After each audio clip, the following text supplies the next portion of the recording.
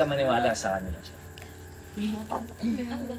Uy, ano, okay ka lang ba? Okay lang ako. Sigurado ka ba? Okay ka lang? Tumawag si tita kanina. Ano sabi niya? Na-drop yung call eh. Ash, CR lang ako.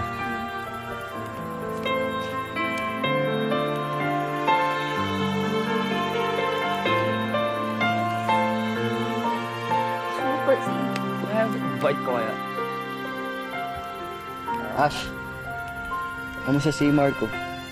Okay na ba siya? Ewan ko dun.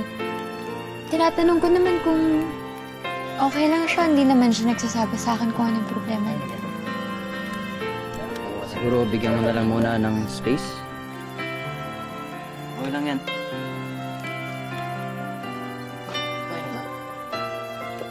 Ikaw, kamusta ka? Okay lang naman. Ano lang gawin mo?